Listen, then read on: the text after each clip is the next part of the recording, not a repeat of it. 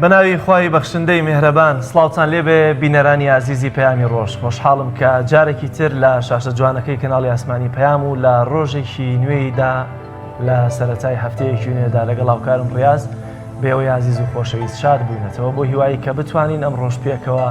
هەندێک بڕگە و بابەتی تازەتان پێ ببەخشین کە جێگەی سوود و ڕەزامەندی سەرەتاخوای گەورە و پاشان ئێوەی بینەری عزیزیش بێت. زۆر سپاس.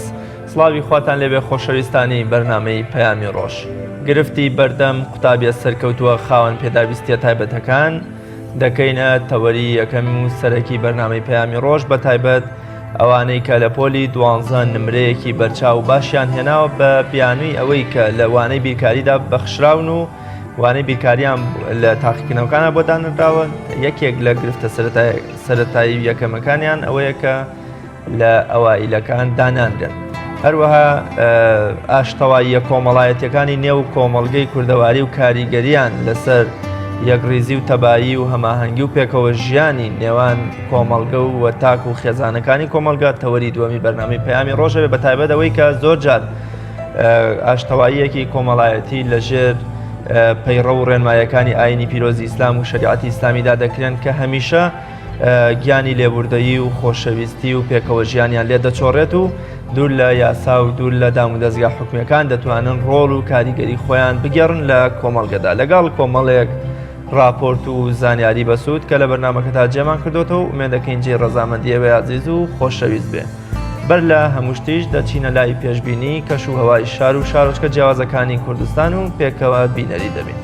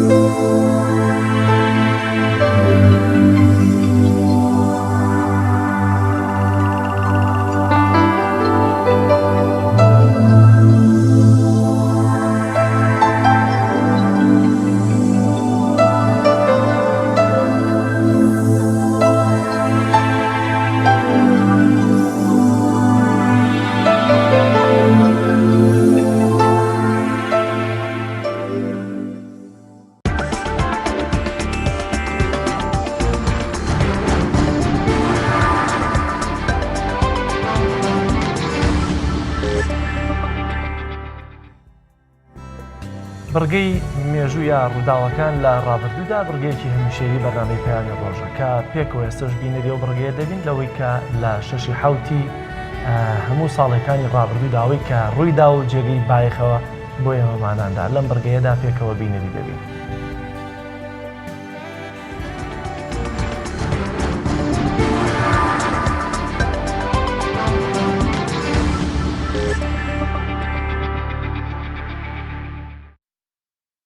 شەشی حوتی ساڵی 1993 لەدایکبوونی گەورە بیریار و نووسەر و سیاسەتمەداری ئیسلامی ئەبوو ئەعلای مەودودی ڕابەری کۆمەڵی ئیسلامی پاکستان ڕەحمەتی خوای لێبێت.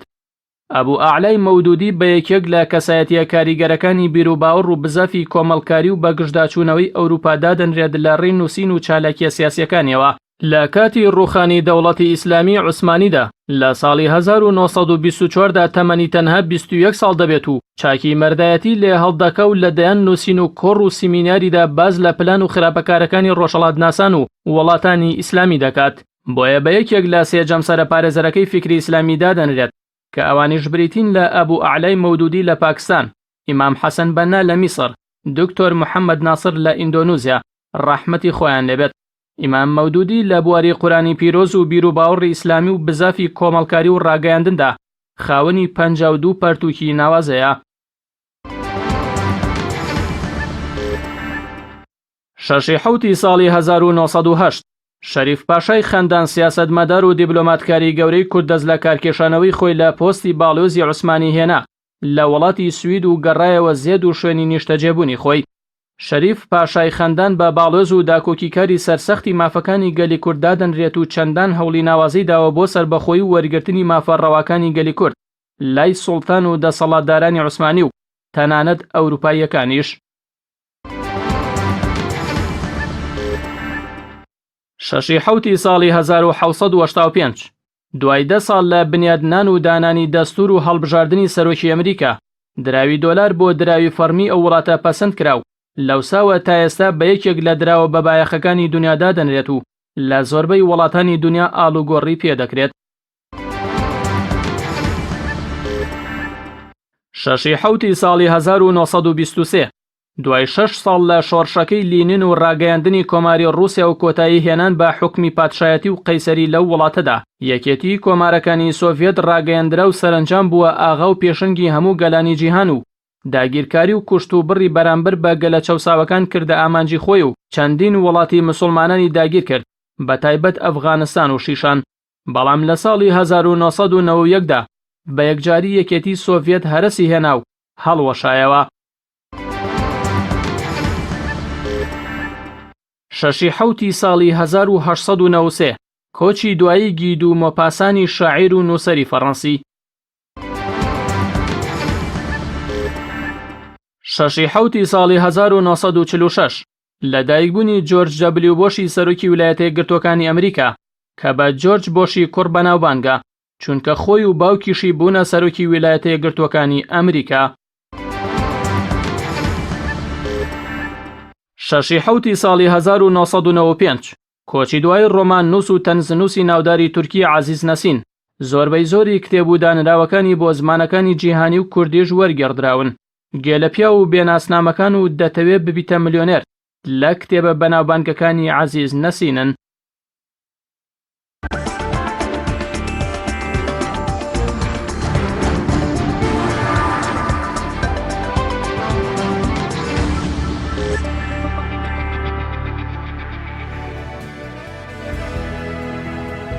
چەند ڕۆژی ڕابردوو ماڵی مەستوورەی ئەردەڵانی لە شاری سلێمانی کە پێشانگایەکی کاری دەستی و دەستڕەنگینی بۆ 16 خانمی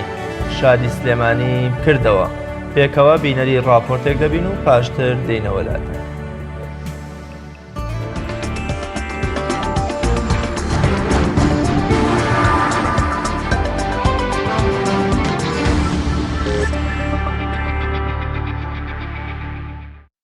ماڵی مەستوورەی ئەردەڵانی لە چالاکیەکی دووڕۆژیدا پێشانگایەکی کاری دەستی و دەزڕەنگینی بۆ 16 خانمی شاری سلێمانی دەکاتەوە. ئەنجامدەرێکی چالاکیەکەش ئاماژە بەوە دەکات دەیانەوێت لەو ڕێگەیەوە خانمان بێنە دەرەوە و کارەکانیان زیاتر برەو پێ بدەن و ببنە پاڵپشتێکی باشی خانمانی کوردستان. ئێمە وەکو خانمانی ماڵی مەستوورەی ئەردەڵانی هەستین بە ڕێخستنی چالاکیەک بۆ 16 خانمی دەزڕەنگینی ناوشاری سلێمانی کە لەم پێشانگایەدا خۆتان بینیتان بەرچاوڕوونیتان هەبێت لەسەر کارەکانیان کۆمەڵێک کاری زۆر جوانیان ئەنجام داوە کە جێی شانازین بەڕاستی خۆشحاڵین کە خانمان ئێستا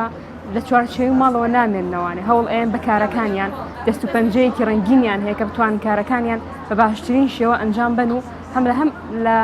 لە هەمان کاتە ئەتوانن لەلایەنی ئابووریەوە سوودی مادی بۆ خۆیان هەبێت کە ئەمەش خۆشحاڵێکی گەورەیە بەڕاستی چونکە ئافرەتانی کوردی هیچیان کەمتر نییە لە ئافرەتانی وڵاتانی دنیا و خۆشحاڵین کە ئافرەتانیان لە ئەم بوارەوانێ ڕۆژ بە ڕۆژ خانمان ژمارەیان لە زیاد بوونە. کۆمەڵی خوشکانی سەرپۆش باڵاپۆش توانیوانە پیشەی ڕۆژانەی خۆیان ئەمڕۆ لێرە لە هۆڵەکە نمایشکەن یعنی دەستڕەنگینیەکی زۆر جوانیان پێوە دیارە ئەوە شتەکان خۆتان تەسویریان بەڕاستی ژێ ڕێز و تەقدیرە ئەم خوشکانە کەوا توانیوانە بە دەست پەنجە جوانەکانی خۆیان ئەم کارە جوانانەی خۆیان نمایشکەن بۆ بینەران. هیوادارم لەمڕۆ بەدواوە لە هەموو شوێنەکان ئەم خانمانە ئەم ئیشە جوانانەی خۆیان بەڕووی بینەران نابکەنەوە. یەکێک لەو 16 خانمە دەزڕەنگینەش ئاماژە بەوە دەکا ئەوە هاندانێکی باشە بۆ ئەوەی خانمی کورد زیاتر برەو بە تواناکانی بدات و بتوانێت لە ڕێگەی کارەکانیەوە هەم بژێوی ژیانی خۆی دابین بکات و هەمیش کاتەکانی بە فیڕۆ نەچن. بەخێراتنی کەناڵەکەتانەکەم و زۆر سپاس بۆ ماڵی مەستوری ئەردەڵانی بۆ ئەم پێشانگایی کە بۆ ئێمەیان کردوتەوە بۆ هاندانی ئێمە ئافرەتان بۆی ئیش بکەین و بەردەوامی لەسەر ئیشە دەستەکانمان. من وەکو خانمێک بەشداریم کردووە لەم پێشانگایە بە ئیشە دەستەکانم و مەژێکێکە لە ئیشە دەستەکانم کە بگومارکە ینی لە ناو کتێبە دایانەی کاتێکە کتێبە خوێنیتەوە بۆی بیرە نەچێت لەکوێوە دەست پێ کردەوە لەکوێ تەواو بوویت. تام بڵێم کە ئەمە یەکەم جارە شتێکی ئەوە دروست بکرێت کە گوڵی تەبیعیتیایە و تێک ناچێت شوشە نییە بشکێ و هیچ شتێکی لە نایەت و هەر ئەمێنێتەوە هەم بۆ بگومارک بۆ بینی کتێب و بۆ ملوانکە بۆ هەر شتێکی تر بێ توانی بەکاری بێنیت. زۆر خۆشحاڵم کە ئەمڕۆ بەشداریم کردو لەم پێشانگای ماڵی مەستورەی ئەردەڵان کافێ هۆژین بەشداریم کردووە بە ئیشە دەستەکانم لەم پێشانگایە. زۆر ینی ئەگەر بە مادیژ ئیسفادە نەکەین معنەویان زۆر پێمان خۆشە و مرتاحین بەوەی کە کارە دەستیەکانی خۆمان لەم پێشانگایانە نمایشەکەین هەروە بێتەوە ینی ئەگەر هەلی وا بڕەخسێ بۆ خانمان ئیشەکانی خۆیان نمایش بکەن لە پێشانگای لەم جۆرە بکرێتەوانێ زۆر باشە بێت. ماڵی مەستورەی ئەردەڵانی یەکێکە لە شوێنە کەلتوری و ڕۆشنبیریە گرنگەکانی شاری سلێمانی و ساڵانە دەیان چالاکی جۆربەجۆر و گرنگ لە بوارەکانی ئەدەب و فکر و کتێب و کاری دەستی بۆ پیاوان و خانمان دەکاتەوە بەبێ جیاوازی.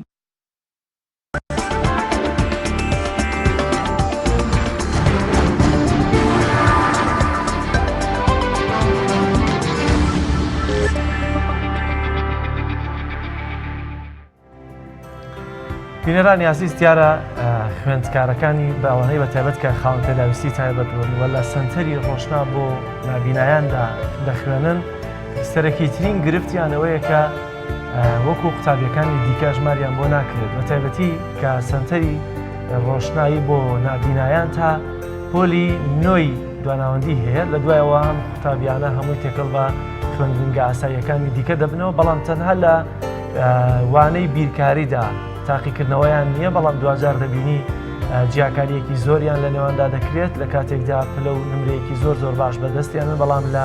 گرفتی سەرەکیانەوەیە کە لە قوتابی ئەوایلەکان ئەژمار ناکەن لەلایەن وزارەتی پەروەردەوە بۆ قسە و گفتوگوی زیاتر لەسەر گرفتی قوتابی خاوەن پێداویستە تایبەتەکان لێرە میوانداری بەڕێز مامۆستا عوسمان خەلیفە بەڕێوەبەری سنتەری ڕۆژنایی بۆ نابینایان وەروەها دوو لەو خوێندکارە سەرکەوتووە بە ڕێزانەمان کردووە کە خاوەن پێداویستی تایبەتن. سپاس بۆ ئامادەبوونتان مامۆستا کاک ڕاکۆکار کردوەکان سپاس بۆ ئامادەبوونتان مامۆستاگەر لە جەنابتانەوە دەست پێ بکەین بۆچی دەبێ ئەم خوێندکارانە تا پۆلی نۆیان هەبێت سنتەری ڕۆژنایی واتە و ئایا توانا و ئەو بەهرانەی کە لە خاوەن پێداویستە تایبەتەکاندا هەیە لە قوتابیاندا زیاتر لەوەیە کە تا پۆلی نۆ بێت؟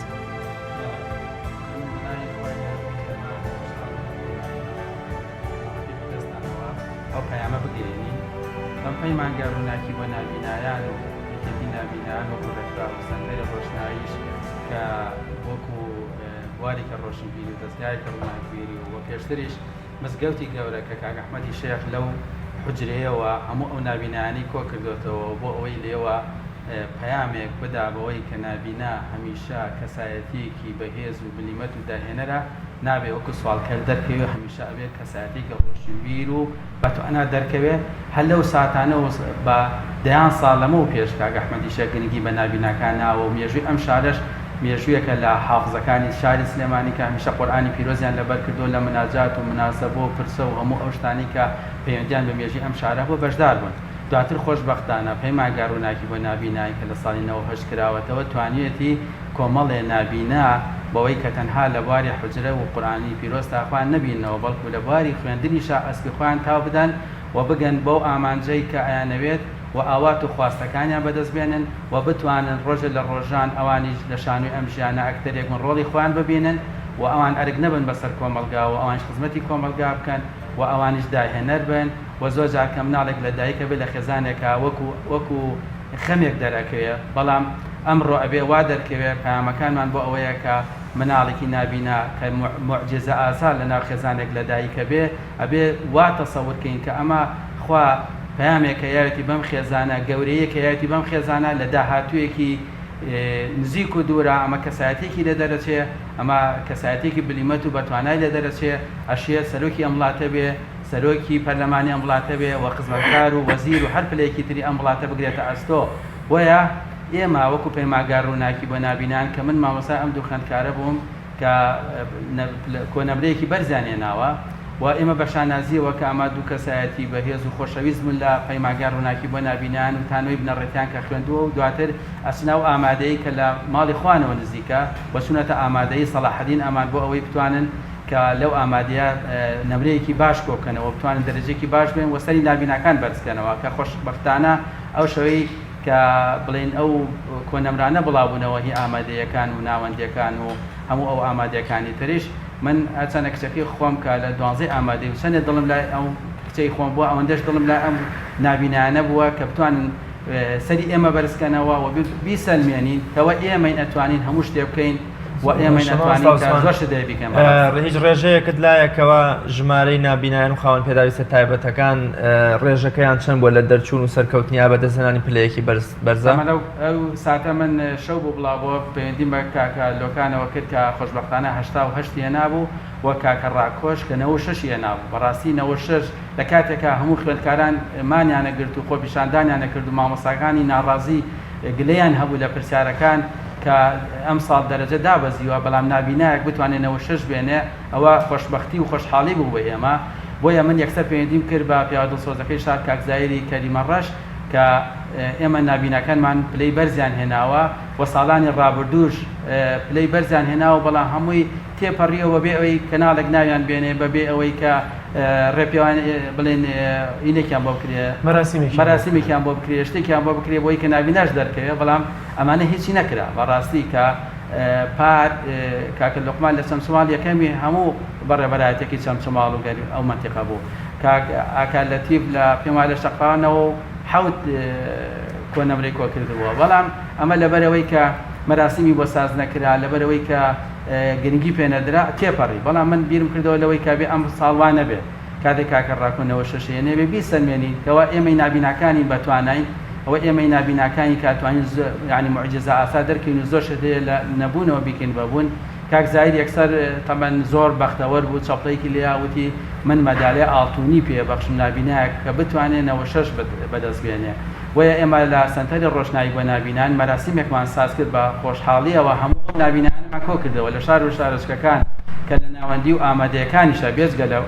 پۆلی دوانسا کە یەکەم و دووەم و سێمیان بەدەستێناوە هەموو خەڵات کران و بە تایبەتی کاکە ڕاکۆش کە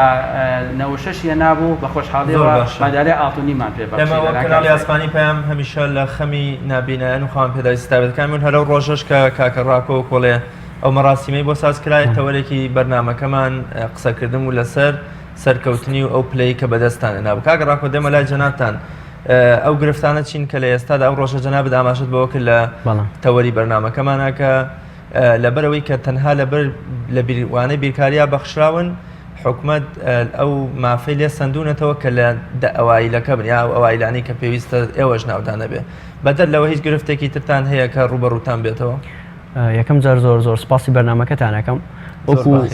زۆر سپاس وەکو خۆ ناساندنێک چکە لەوانێ زۆری لە بینەران من نەناسن جارێ من ناوم ڕاکۆ تاهیرە و توانیم بە کۆنمرەی 96 لە پۆلی 12 دەرچووم یەکەمی سەرئاستی نابیناکان و سەرئاستی خوێندنگاکەشم بۆم سپاس بەخوا وەکو گرفتەکان بەڵێ کۆمەڵی گرفت هەیە چکە کۆمەڵی نابینا وەکو ئەو ڕۆژەش ئاماژەمان پێە زۆر بە باشیش ئاماژەمان پێە یەکێ لە گرفتارە سەرەکیەکانی تر کە باسیوانی پێشوو نەکەینەوە وەرگرتنمان لە زانکۆکانە بەداخەوە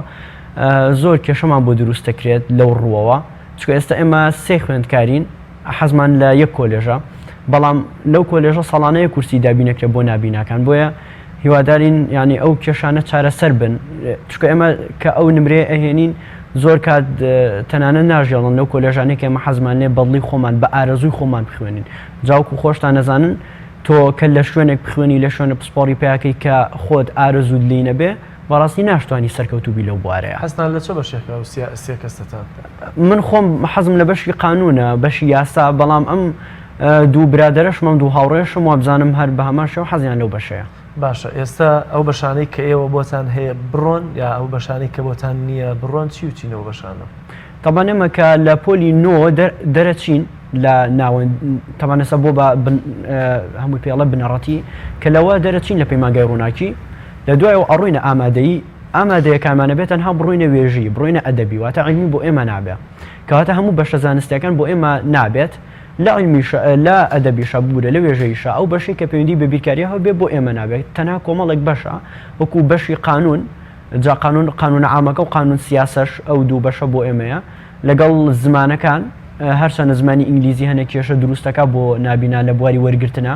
کوردی و عەرەبی باشترە بەس ئینگلیزی کەمتر، لەگەڵ زانستە مرۆڤایەتەکانی وەکو مێژوو و کۆمەڵناسی تەنها ئەو چەند بەشە وەرەگرێت کە ئاماژەم پێیە. واتە بای ئەوەن دەیەوە توانەتان تێدایەکە لە بەشە عیلمیەکانە وەربگیرێن، بە تایبەتی لە دوای پۆلینەوە توانایەوەتان هەیە کە بچنە بەشی زانستیەوە؟ ئێمە هەتا پۆلی نۆش دەرسی زانستە خوێنین، من زانستێکە بوو لەو دەرسانەی کە سپاس بۆ خوا نەوەکانم تیاهێنا لە پۆلی نۆیە، یعنی کەواتە ئەوە دەرەخا کە ئێمەی نابینە زانست چییە، ئەحیا و کیمیا و فیزیا هەرسێکی بەتێکەڵاویە لە پۆلی نۆیە، کەواتە ئەوە دەرەخا ئێمە توانێت ئەومان هەیە بەڵێ لە بەشە عیلمەکانیش بخوێنین، ینی ئەوەش ینی بەڵگەیە، ئێمە حەزەکەین سێری دەرەجەکان ماکەم بزانن دەرەجەکانمان چۆنە لە پەیمانگایە. زۆر باشە، ڕەنگە زیاتر ئێستا بینەربی لەوە بکاتەوە کاگڕاکۆ کاگلۆکان لە پۆلی شەشە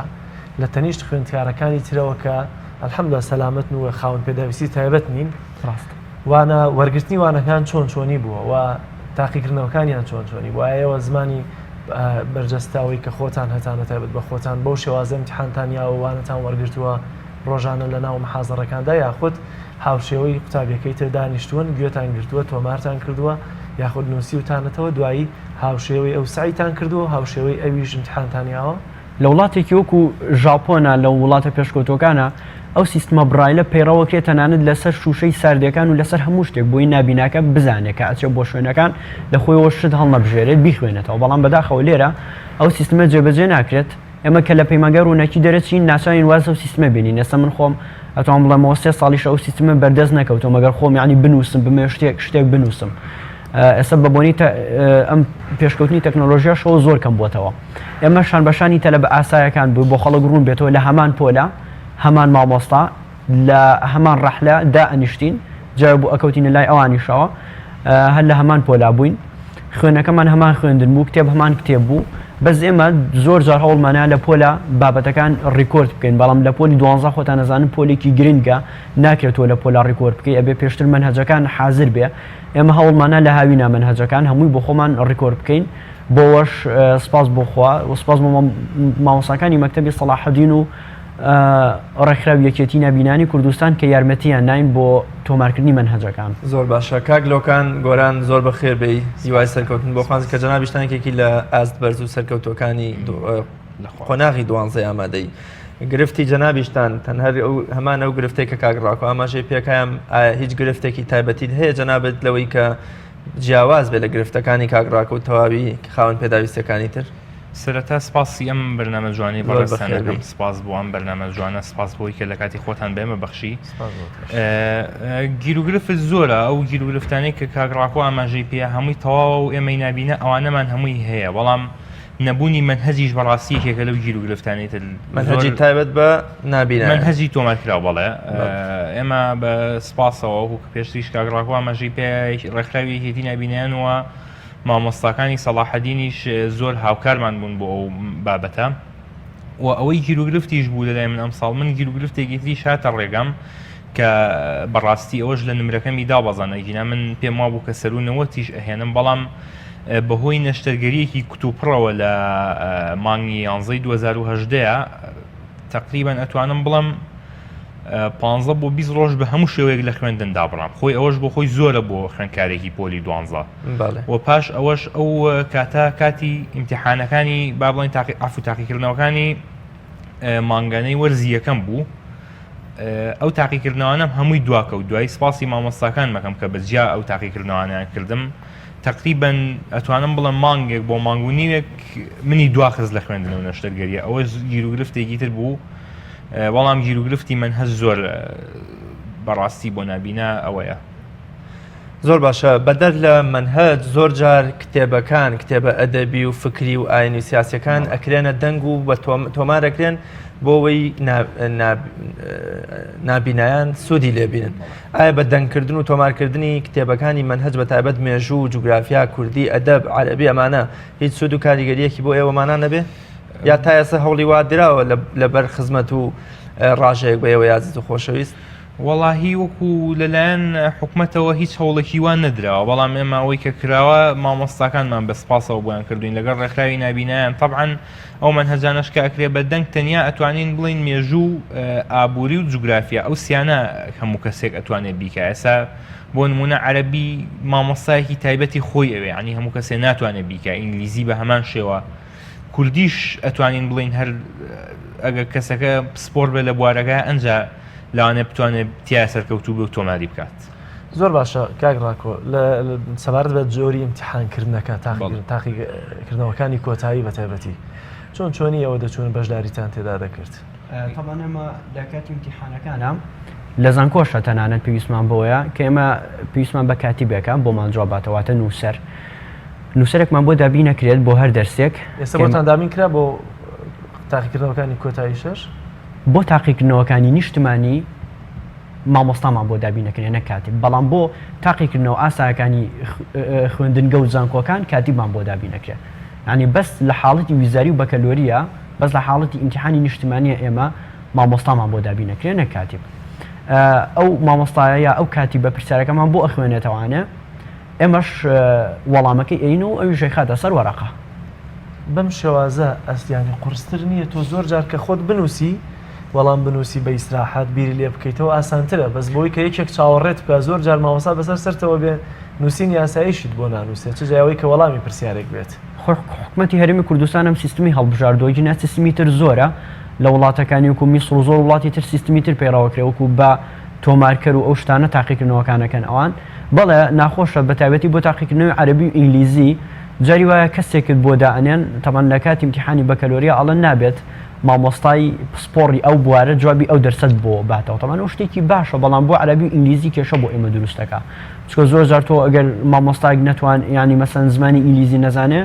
یا عەرەبی جوابت بۆ باتەوە شتێکی زۆر ناخۆشە بۆ خوێندنەوەکەی تۆ کە لە پرسیار تێنەگەی ناشتوانی وەڵامی بیتەوانێ. من بۆ تاقیکردنەوەی عەرەبی ئەوش کێشەی بۆ دروستکردنەوەی جینا تەسەورم نمرەی بەرزتریش بێنم. زۆر باشە مامۆستا عوسمان پێشتر پرسیارێکم کرد وەڵامم وەرنەگرت کە گوتم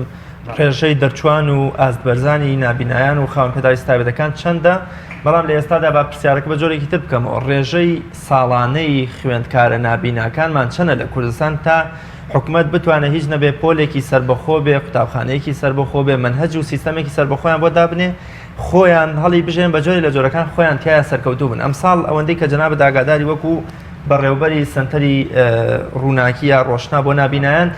چەند خوێندکاری نابینامان هەبووە، دوایش ئەگە پێمان بڵێ ڕێژەی سەرکەوتوو ئازبەرزەکان چەند بووە؟ ئێمە هەمیشە بەدیان خوێندکاری نابینامان هەیە کە لە ناو ئەمساڵ چەندمان هەبووە؟ ئێستا لە پۆلی 6 ئێمە سیانمان سەرکەوتوو بوون وەکو نمرەی بەرزکە هێناویانە. کاگلۆکان 88 و کاگڕاکۆنەوە 6 و 84 پوینت شتێکی هێنا، بەڵام لەبەری دەرسێکی ماوە، ینی ئەوەشمانەیە ئەو بابەتانە. بەڵام ئێمە بەبستەکە لە خۆی گشتی خوێندکارەکانی ئەمساڵمان چەند بووە ئەگەر بزانین لە ئاستی کوردستان بە یان سلێمانی؟ ئێمە وەکو سلێمانی باسکەین، ئێمە 5 خوێندکارمان هەبووە لە ئامادەیەکانی پۆلی 12 بڵین، ئەوەی کە جێی دڵخۆشی بۆ تەمەن ئەم سیانەمان سەرکەوتوو بوون و ئەوانیش سەرکەوتون، بەڵام ئەشێ بۆی کە دەرسێک مابێتەوە بەهۆی ئەو دەرسەوە تەمان ناکەونە ئەوەی کە باسی سەرکەوتنەکانیان بکەین هەتاکو خۆناغی دووەم کە ئیمتیحان هێنەوە. ڕێژەی خوێندکاری پۆلی نۆی بنەڕەتیمان چەند بووە؟ ئامادەیەکان مەسەلەن پۆلی دا پۆیسە لە سەلاحەدین فریادمان هەیە، پۆلی دا کە دەرچۆ بۆ 11 بە پلەی دووەم دەرچووە، ئەوش هەر لە ئامادەی سەلاحەدینە. بۆیە ئێمە بە خۆشحاڵیەوە سوپاسی ئەو بەڕێبەر و مامۆستانەکەین لەو ئامادەیانەی کە خوێندکاری نابینا وەرەگرن و ئەزانن کە بەتوانە ئەینا لە زۆر ئامادەیە ئەسڵەن کە نابینایەکە نێری بۆ ئامادەکان کە وەرگیرێ ڕێگری بۆ دروستەکان و ئەسڵەن پێیان وایە نابینا بە هیچ ناتوانێت بخوێنێ وە کێشەی بۆ مەکتەبەکان و ئاسی مەکتەبەکان دابەزێنێ کە بە پێچەوانەوە کە ئەم تەلەبانی ئێمە ئاسی مەکتەبەکانیان بەرز کردوێتەوە زۆر جان مامۆستا هەبووە کە بە خوێندکاری نابینای وتووە ئاخر کوێر و خوێندن چۆن ئەگونجێت یعنی کە وشەی کوێر لەگەڵ نابینا بەکاربیێنی زۆر جار دڵی ئەم نابینانیان ئێشانەوە بەوەی کە ئیزنیان ناون و کێشەیان بۆ دروستکردن و مدیرەکە زۆر جار بەداخەوە لە هەندێکیان ئێمە ناڵین بەگشتی هەمی ڕێز لە نابیناگرن کاڵێ ئێمە تۆ کێشە بۆ من دروستەکەی بێ من نووسەرێکی تایبەت بۆ تۆ دانێ وەڵام بۆ تۆ باتەوە کەەوە کێشەی من نییە کە یاتی بۆ ئێرە کاتبێکیش لەگەڵ خۆ بێنە یعنی ئەم جۆرە بابەتانە کە لە پەروەردەوە ئەم رێگێتە خوارەوە کە هەموو ئامادەی و ناوەندیەک ئەبێ نابینا وەربگرێ و نووسەریشی بۆ دابین بکە لە کاتێکە بەڕێبەرەکە ئەو حاڵەتە جێبەجێ ناکە بۆیە پەروەدەی تایبەت هەمیشە لە هەوڵی ئەوایە کە ناحی دەمج جێبەجێ بکە و مناڵی خوێندکاری نابینا لەگەڵ ئاسایەکان بخوێن نەک جیام بکەینەوە ئێمە ئەم نابینانە لە دوای نوێی بنەڕەتی مەسەن جیاب بکەینەوە و ئامادەی لە پۆلێکیان بۆ بکەینەوە تایبەت بە ئامادەی مەکارێکی باش نییە بەڵکو ئەو تێکەڵ بوونە لەگەڵ هاوڕێکانیە زۆر گونجاوتر و لەبارترە بۆ خوێندن بەوەی کە ئێمە حاڵەتێکی تایبەت دروستکەین. زۆر باشە مامۆستا بابین و سەر سنتەرەکەی خۆتان ئەم سنتەرە بۆچی ناوی سنتەرە بۆ ناوینانرێ قوتابخانەی ڕۆشنایی تا پۆلی نوێیە و ئایا پێداویستیەکانتان وەکو پێویست بۆ نابینایان تەواوە؟ تەمەەن ئێمە سەر بە وەزارەتی کاروباری کۆمەڵایەتی کاروباری کۆمەڵایەتی پەیمانگا ڕووناکی نابینایان ئەمە لە یەکەوە دەست پێکاتان نوێی بنەڕەتی و هەموو مامۆستا و پاس و هەموو شتێکی تایبەت چاودێر دانراوە بۆ ئەم خوێندکارانە کە لەوێ خوێنن سەر ڕۆژنایی هەر بە هەمان شێوەکە سەر بە کاروباری کۆمەڵایەتیە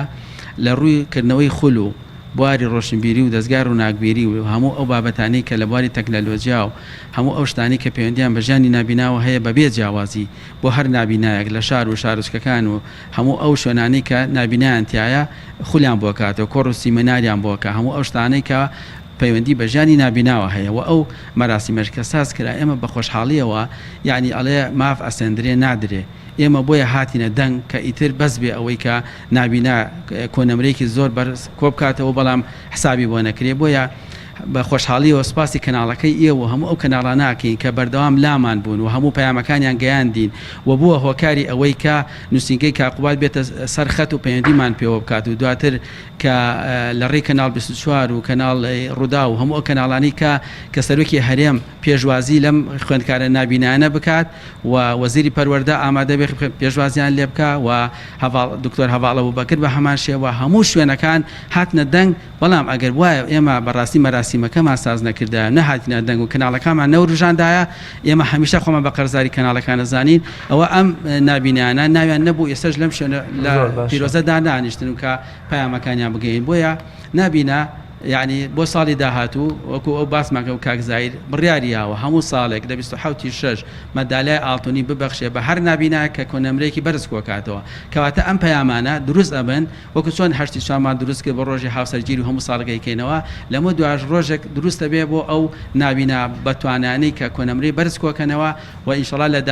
ساڵی داهاتووە مەسەلەن دیەکان و چەند خوێندکارێکی ترمان هەیە لە سەری سایەقکە ئەوانە هەموو یەکە من ساڵانە کە ئامادەیان بڕیوە ئینشەڵا توانن لە 96 تێپەڕێنن بۆ دەرەجێ بەرزتر. زۆر باشە مامۆستا عوسمان دەچینە لای ناوبڕێک و پاشتر دێنە وڵاتان بۆ قسەکردن لەسەر کێشە و گیر و گرفتی خاوەن پێداویستە تایبەتەکان خۆشەویستان ناوبڕێکی کورد وەرگرین و پاشتر دێنە وڵاتان.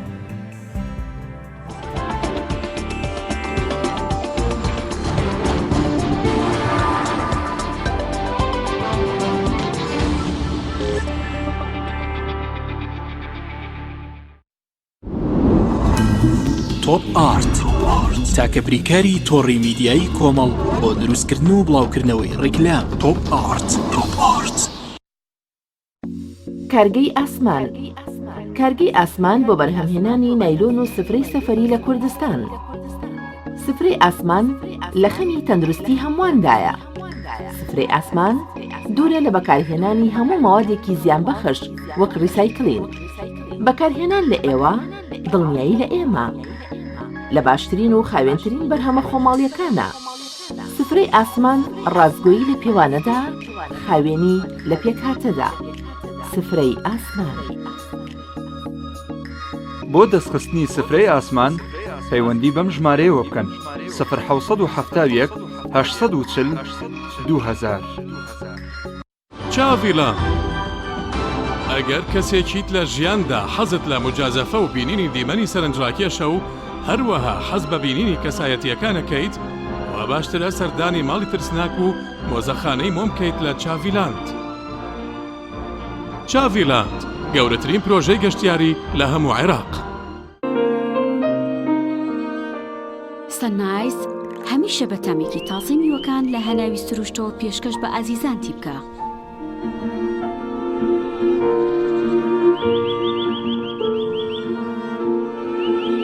شەربەتی سەنایس تامێک لە سروشتەوە. شەربەتی سەنایس تامێک لە سروشتەوە.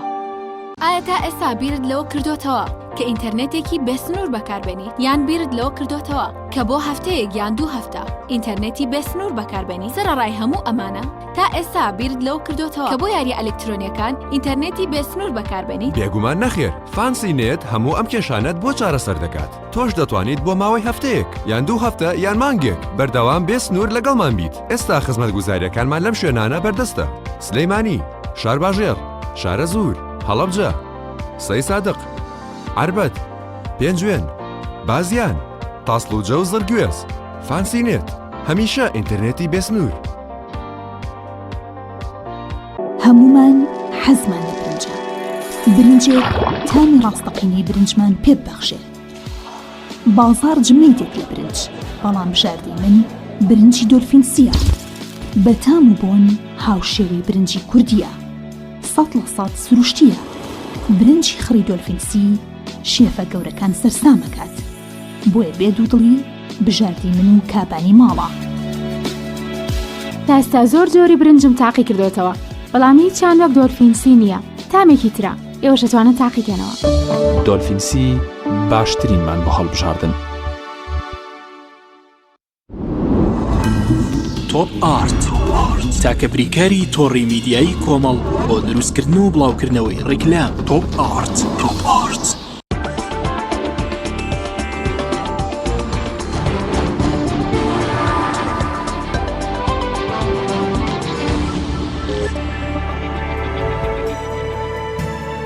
عزیز بەردەوام دەبین لەسەر وەرگرتنی دوایین ئیتەری خاوەن پێداویستە تایبەتەکان بە تایبەتیەوە خوێندکار ئازیزانە وەروەها بەڕێوەبەری سەنتەری ڕۆشنایی بۆ نابینایان بۆی کە بۆ هیوایی کە لێرەوە بەرپرسانی وڵاتە و بەرپرسانی وەزارەتی پەروەردە بەرپرسانی سلێمانی گویان لاوتە و داخوازیەکانیان بێت کە چیتر کۆتایی بە گرفتەکانیان بێن گرفتەکانیان بۆ چارەسەر بکەن بە تایبەتی ئەمە دۆسیە قسەکردنە لەسەر چارەنووسیان لەسەر خوێندن کە دوجار هەر سوودێک کە لە خوێندنەوە وەری دەگرن دێبەخشنەوە بە وڵات و نیشتیمان. کاک ڕاکۆگەر لە جەنابتەوە دەست پێ بکەم کاک لۆکان، دوایین قسە و دوایین داواکاریت بۆ بەرپرسانی وەزارەتی پەروەردە چی هەیە؟ عفو من؟ وەڵاهی من داوامەوەیە لە وەزارەتی پەروەردە کە ئیشەڵڵا هەوڵ بدەن کە ئەم گیر و گرفتانە کەمێک کەم بکەنەوە لە بەردەم خاوەن پێداویستی تایبەتەکاندا بۆ نمونە منهەج ئەمە بۆ وەزارەتی پەروەردە ئاسانە کە تۆ بتوانی لەو کتێبانە کە ئەخرێتە بەردەست خوێندکارانی ئاسایی ئەمانە بە تۆمارکراوی شەبێ شتێکی زۆر باشەوە هەموو ئاستەنگەکانی تریش زۆر باش. کاک ڕاکۆ جەنابەت دوایین قسەم زۆر سپاسی خێزانەکەم مەکەم واتە دایک و باوک و خوشک و براکانم کە یارمەتیان نام و زۆر سپاسی مامۆستاکان مەکەم لە خوێندنگەی ئامادەی سەلاحەدینی کوڕان. مامۆستا عوسمان یەکێ بوو لەو پیاوانەی کە ئەم پیاوە هەر ئەو شۆی کە دەرەجەم وەرگرتەوە تەلەفۆن و پەیوەندی پێوە کردم. زۆر سپاسی دڵسۆزیە و پیاوە ئەکەم کە بوو بەهۆی ئەوەی کە دواتر وەکو خۆی ئاماژەی پێیا سەرۆکی هەرێمی کوردستان. تاوان من ئەمە یەک ئاماژە بەوە بم کە ئێمە بانکراین بۆ هەولێر بۆ هۆڵی سعد عەبدوڵڵا و لەوێ خەڵات کراین هەروەکو ئەوائیلەکانی هەرێم. سەرۆکی هەرێمی کوردستان کاک نەچیڤان بارزانی بانگی کردین. هیوادارم کە هەموو ساڵێکی تر ئەوە دووبارە بێتەوە بۆ هەر نابینایە. خودی نەچیڤان بارزانی کەوت؟ بەڵێ چ بەڵێنێکی پێدان یا ئەوەی کە کێشە و گیر و گرفت و داخوازی ئێوەیە لێرەوە تا چەند پێتان گەیاندووە هەماهەنگی و بەدەمەوە هاتن و جێبەجێکردنی داواکاریەکانی ئەوەی چۆن وەرگرت؟ ئێمە بانکراین بە هۆڵی سعد عەبدوڵڵا هەموو ئەوائیلەکانی هەرێمیش بانکرابوون. لە یەکەمی هەرێمەوە کە کاک مەنسوورە تا یەکەمی وێژەیەکان کاک سەهەند و هەر هەمویان بانکرابوون. ئێمە طبعاً لەوێ بەس ئەوە نە جەنابیانمان بینی تاکو خەڵاتەکان ناینێ بۆیە فرێ ئەوە نەکەوتین کە هیچ داواکاریەک هیچ شتێکی لێ بکەین، بەڵام بەڵێنی ئەوەی یا کە ژمارە پەیوەندی خۆیە بە حەزەکەم ئەوەشم لەبیر نەچێت کاک هاوبەش نوعمان بەڕێوەبەری ڕێکخراوی یەکێتی نابینانی کوردستان ئەویش زۆر سپاس یەکەم کە هەمیشە لە گەڵمانە بووە داکۆکی لە مافەکانمان کردووە ژمارەی خۆی یابە بۆ ئەوەی کە لە داهاتووە ئینشاءڵڵا موعیدێک لەگەڵ ئەوە ببەستین وە چاوپێکەوتنینکی لەگەڵا بکەین و ئەو داواکاری و کێشە و گیر و گرفتانی بخێنە بەردەم. زۆر باش ماوەس عوسمان جەنابەت وەکو ئەوەی کە باشتر لە خودی خۆیان لە قوتابیەکان لە معناتیان تێدەگەی و ڕەنگە زیاتریش بەرپرسان گوێ لە جەنابەت بگرن چکە ڕەنگە ئەمساڵ هەر کاکڕاک و کایلۆکان من ساڵێکی تر دەیان قوتابی ترمان لە بەردەمایە جەنابەت قسە چی هەیە بۆ وەزارەتی پەروەردە کە گرنگترین گرفتەکانی ئەوە بۆتان چارەسەر بکەن. بەدڵنیاییەوە ئێمە زۆر سپاسی کەناڵەکانەکەی خۆمان بە قەرزاری ئەوانە زان چونکە ئەوانە کە دەنگی ئێماگەێنن و ئەوان کە هێنە سەرخەل لەگەڵمان و هەموو ئەو خواست و ئامانجانی هەمانە بەدیێنین بەڕاستی ئێمە لە مەراسیمەکەی ئەو ڕۆژە دروشمەکەمان ئەو بوو با عەقڵ لە چاو دەرکەین چاوخەینە ناو عەقڵەوە کاتێک چاکۆتە ناو عەقڵەوە و ئەم بابەتانی کە ئێمە داوایەکەین زۆر بە ئاسانی ئەتوانین بۆ خواست و ئامانجانەمان بگەین کە ئەمانەوێت بۆیە ئەو منهەجانە کە پەروەردە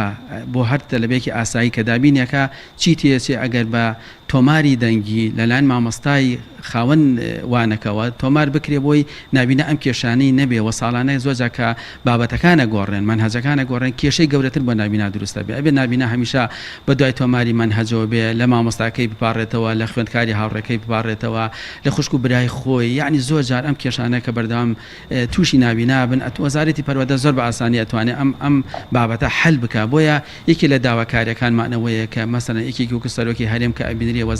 وەزیری پەروەردەکە ئەبینرێ با بیرێک لە ژیانی نابینا بکەنەوە یعنی ئەمە سیلسیلەیەکە ساڵانە نابینای خوێندکار دروستە بن و هێنە ئامادەیەکان و ئەچنە قۆناقی 12 بۆ زانکۆ یعنی ئێمە زۆرجار هەوڵمانەوە لە زانکۆ کە تەلەبەمان لە کۆلێژ لە ئینگلیزی وەربگیرێ وەرنەگیرا بە هەوڵێکی زۆر بە ناڕەحەتێکی زۆر هەتا بۆ یەکەم جار جوانەخان وەرگیراوە کە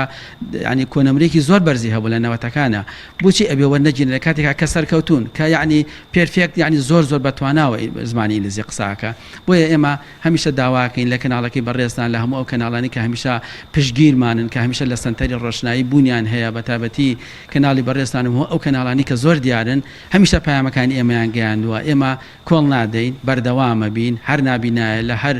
کوچ و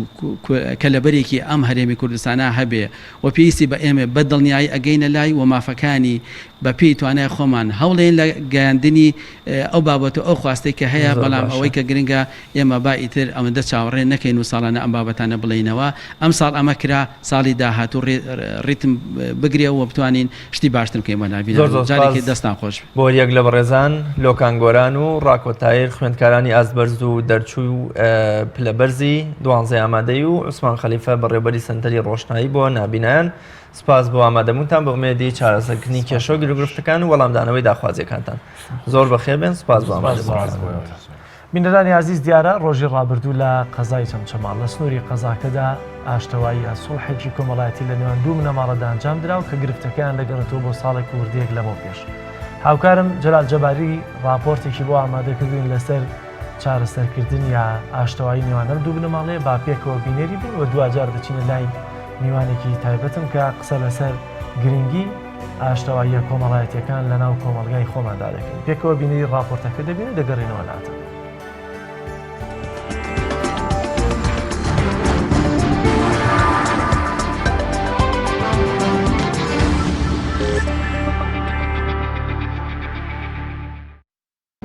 بەناوی خوای بەخشندەی میهرەبان بینەران و بیسەرانی خۆشەویست سڵاوی خوای گەورەتان لێبێ. لە ئێستای ئێمە لە هۆڵی بۆنەکانی مزگەوتی حاجی شێرکۆین لە قەزای چەمچەماڵ کە لێرە دیارە ئاشتەوایی دوو بنەماڵە بەڕێواچێ دیارە پاشەوەی لە 11 مانگی ئابی ساڵی 2010دا بەهۆی ڕووداوێکی هاتوچۆوە کە ڕووداوەکە لە نێوان هەردوو شاری کەرکووک و هەولێردا ڕوویدا هاوڵاتیەک جان لەدەستەدا و 5 دیکە بریندارە بن. لە ئێستاە مەراسیمێکی ئاشتەوایی نێوان هەردوو بنەماڵی کاک حاجی حەمە ئەمینی چۆڵمەچی بازیان و کاک فواد کەرکووکی بەڕێوە ئەچێ. ئێمە لێرە شتێکی کورتمان بۆ ئامادە کردوون باس لە گرنگی ئەم جۆرە ئاشتەوایانە لە کۆمەڵگەی کوردیاوە تا چەند پێویستە پەلە بکرێ لە ئەنجامدانی ئاشتەوایی و تا چەند ئەم جۆرە ئاشتەوایانە ئەبنە هۆی بتەوکردنی پەیوەندی کۆمەڵایەتیەکان لەگەڵمان بن فەرمونون. بەڵێ دیارە ئاشتەوایەتی بەڕاستی لە کۆمەڵگەی کوردیا زۆر پێویستە چونکە بنەماکانی ئاینی ئیسلام هەمیشە گرنگی لە ئاشتەوای کۆمەڵایەتیەکەنەوە پیاو ئەبێ لێبوردە بێ لێبوردی بەڕاستی شتێکی زۆر گرنگە ئێمە زۆر سپاسی بنەماڵی کە حاجی حەمائەمی دەکەن بەڕاستی گەورەی خۆیان نواند و کە لەم کێشەیدا توانە کێشەکە لە بنەماڵی کاک فواد خۆش بن بەڕاستی ئەمیش شتێکی گرنگە بخوای گەورە پاداشی بەخێران بداتەوە ئینشاءالله. بەڵێ وڵای ئەم سولحانە هەتاکو پەڵی تیا بکرێ شەجی باش لەبەرەوەی کاری خێر هەمیشە تەکیل لەسەرەوە کراوەتەوە کاری خێر کەس بە زووترین کادا ئەنجام برێت بۆ ئەوەی ململانێ و کێشە و گرفتی زیاتر لێ نەکەوێتەوە. بەتەکید ئێمە پێویستە لە دوای ئەم سولحە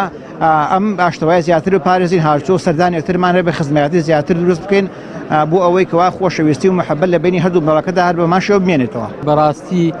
دەستخۆشی لەو کەسانەکەم دەستخۆشی لە ماڵە ئەەکەم یا ڕەبی پاداشیان جەنەت بێ بەڕاستی ئەوەی ئەوانە لەگەڵ ئێمە کردیان نمونابێ بۆ کورد بەڕاستی زۆر دەستخۆشیەکەم لە گشت خەڵکەکە و لە گشت بنەماڵەی حەمەدەمین سلێمان و پەیوەندیەکە ئیشەڵڵا هەتایە و هەتایە لەخوا بە زیاد بێ ئەم بنەماڵە هەتا ئەمرین قەردان ئەم بنەماڵەی هیچمان پێ نادرێتەوە باشەیان زۆر بووە لەگەڵمان. پێویستە چونکە ئەمە ڕێگایەکی ئیسلامیە ئینسانیە کۆمەلگا ئەنێ پێکەوە کۆمەلگا چاو لە یەکتریە کات ئێستا ئێمە ئەگەر خوا ڕەحمکە ئەمەمان دروست کرد بەشکم بانیشتی کابی کە چاو لێ ئێمە بکوانیە ئەمە هەموو شتێک لە ڕێگایە ئەلحەمد و سەنا بۆ خوا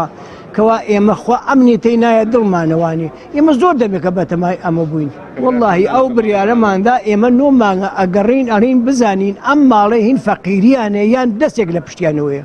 وەکو سیرمان کەسی دەسێت لە پشتیانەوە نەبوو ئیمەتمان بۆ لەبەر خوا عەفیان نەکەین لەبەر ئەو خوای عەفومان کردن بەبێ هیچ بەرامبەرێک پێویستە هەتایە ببێت چونکە ئێمە پێویستمان بەمە هەیە ئیسلام پێویستی بەمە هەیە ئەمە کۆمەلگەیەکی ئیسلامیە ئینسانیە وەکو ئیسلامیە ئینسانیشە خۆی ئەم سڵحە بە ئینسانی عاقڵ و بە ئینسانی مسلمان ئەکرێت تەنانەت هەموو کەسێ ناتوانێت سڵح بکە چکم سڵح ئینسانێکی عاقلی و عاقلی سیاسیە ئینسانی عاقل دائما سیاسی سێماگە بڕێ وەلای پێغەمبەر صلی الله علیه وسلم ئەو یەکەم سیاسی بووە ئەبێ سیاست نەوەرگرن چکمە بینین تعدایان لێ کردووە زوڵمیان لێ کردووە حەفریان بۆی کردووە کەچی ئەو هە دائما لە سڵحا بوو کە معنای ئەم ئیسلامەی ئێمە ئەم دینەی ئێمە دائما لە سڵحایە بۆیە کە دائما وەکرد هەر کاری سێ گەورە ئەبێ پەلامارە دەم بۆ مامۆستای ئاینی هاوارەکە بۆ لای ئەو دێنین ئێ بەشی چین بۆ لای پێغەمبەر صلی الله علیه وسلم کە ئەفەرمێ پرسیاری لێ ئەکەن دەفەرمێ من أعبد الناس قال المصلح بين الناس من أكرم الناس قال العاقل يصلح بين الناس ئەمانە هەمووی فەرمودەی پێغەمبەر صلی الله علیه وسلم بەمعنە ئەم کۆمەلگایە ئێمە حتا لەسەر ئیمانەکەی خۆی ثابت بێ لەسەر دینەکەی و ئەخلاقەکەی خۆی ثابت بێ هەر کێشەیەک ڕوو بدە ئیلا ئەبێ بە پیاوی عەقڵ بە مامۆستایانی ئاینی سڵح بکرێت ئیلا بەوانە نەبێ سڵح ناکرێت.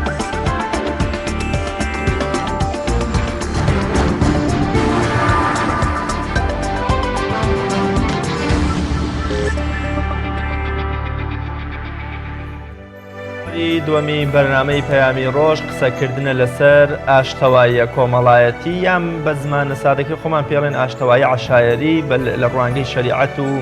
بەرنامە و ڕێنمایەکانی خۆی گەورە لە کۆمەڵگەدا کە زۆر جار دەبێتە هەوێنی پێکەوە ژیان و خۆشەویستی و یەکتر قبولکردن و سڕینەوەی ڕق و بغز و کینە و دژمنایەتی لە دڵ و دەرونی تاکەکاندا. بەر لەوەی بچینە لای میوانەکەمان ئاشناتانەکەین بە زانیاریەک لەبارەی تەندروستی و لێبوردنەوە کە خوای گەورە و پێغەمبەرەکەی صلی الله علیه وسلم لە قورئانی پیرۆزدا و لە فەرمودەکاندا چەندین ئاماژەی ئیعجازی و گرنگ و سوودی دەرونی و جەستەیی و تەندروستیان بۆ مرۆڤەکان باس کردووە لە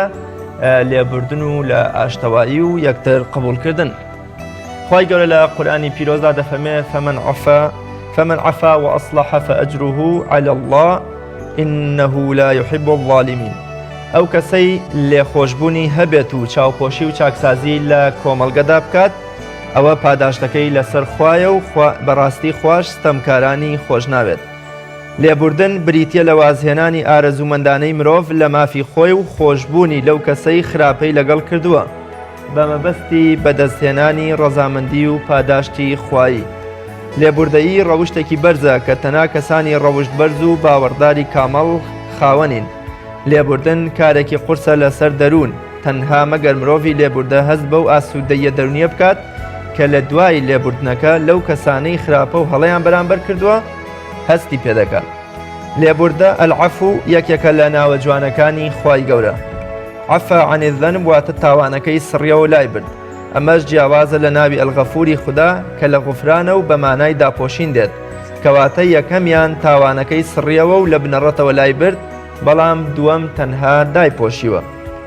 ڕەنگە هەر لەبەرەم هۆیە بێ کە پێغەمبەر صلی الله عليه وسلم ئامۆژگاری خات و عایشەی دایکی باوەڕداران دەکات کە لە شەوی قەدردا بەردەوام دزا بکە و ببڵێت اللهم إنك عفو كريم تحب العفو فاعف عنا واتە پەروەردگارە تۆ لێبوردەیت و لێبوردنیشت زۆر خۆش دەوێ و پێت خۆشە لێم ببوورە لێبوردن ڕەوشتێکی جوان و بەخشێکی گەورەیە کە خاوەنەکەی لە چەپۆکی تووڕەیی و ئاگری هەڵچوونەکان دەپارێزێ وەک دیارە دەرەنجامەکانی تووڕەبوون هەمە چەشنن بەڵێ خۆشەویستان دەچینە لای میوانەکەمە بۆی زیاتر قسە لەسەر لێبوردەیی و گرنگی لێبوردەیی و ئەو سڵح و ئاشتەواییانە چونکە خوای گەورە لە قورآنی پیرۆزدا دەفەرمێ ئەسڵح و خەیر ئاشتەوایی و یەکتر قبولکردن و لێبوردن لە هەموو شتێ باشترە بەڕێز مامۆستا مەلا مەحمودی ئازادی زانای ئاینی و کاریگەری بواری کۆمەڵایەتی کۆمەڵگەکەمان میوانی تەوەری دووەمی بەرنامەکان مامۆستاگیان زۆر زۆر بەخێر بێ و سپاس بۆ ئامادەبوونتان مامۆستا سڵح و ئاشتەوایی و لێبوردن بەرامبەر بە بەندەکانی خوا کاتێک کەسێک خراپەیەکمان بەرامبەرەکە لە قورئانی پیرۆز و ڕەوشت و سنەتی پێغەمبەری خوا صلی الله عليه وسلم چۆن باسی کرا و چه گرنگێکیشی بۆ کۆمەڵگە هەیە بسم الله الرحمن الرحيم الحمد لله والصلاة والسلام على رسول الله محمد وعلى آله وصحبه ومن والاه خوشحاڵین کە بەخت بە جەنابتانەگەین لەم منبەرە پیرۆزەوە داواکەین لە خوای گەورە و میهرەبان کە ئەم منبەرە ببێتە منبەرێک بۆ ئادابی چاک و کاری باش و کاری دروستکە بۆ پیشاندانی خەڵکێک کە تینووی ئەم بەرنامەیەن و داواکەین لە خوای گەورە و میهرەبان کە ئێمە و هەموو گرۆهی موسڵمان لە هەموو بەڵاو موسیبەتێکی دین و دینا پارێزێ و داواکەین لە خوای گەورە و میهرەبان کە ئێمە و هەموو بینەرانیش بخاتە سەر ئەو ڕێگە و ڕەویەیە کە خوا و پێغەمبەری خوا لەسەری بوون و خوا بۆمانی داناوە و پێغەمبەری خوا وەسیەت و ئامۆژگاری کردوین دەربارەی سڵح و سەلاحەت و مصالحە بەڵێ جا بەڕاستی سڵح یعنی وشەی سڵح لە چەند شوێن لە قورئانی پیرۆزە هاتوۆتە خوارەوە معنای سڵح گرنگێکی گەورەی هەیە لە ئیسلامدا جا بۆیە خوای گەورە و میهرەبان لە چەند ئاەتێکە کە باسی مەسە سڵحەکە کە ئەفەرمێ لا خير في كثير من نجواهم إلا من أمر بصدقة أو معروف أو إصلاح بين الناس ئەها خوای گەورە و میهرەبان لەم ئاەتە باز لە ئیصلاح و بەرژەوەندی و ڕێخستنەوەی بینی خەڵکی ئەکات یعنی مەسەڵەن کەسانێک کە نیزاع و کێشە لە بینیانە دروست بووە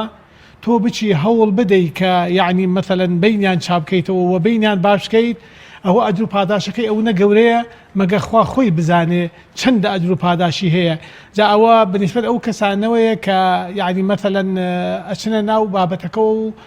و سڵح و ئاشتەواییەکە لە بینی خەڵقا دروستەکەن ئەبێ بۆ ئەو کەسە چۆن بێ کە خاوەنی قەزیەکەیە و خاوەنی مەسەلەکەیە و یعنی مەسەلەن لێبوردەیی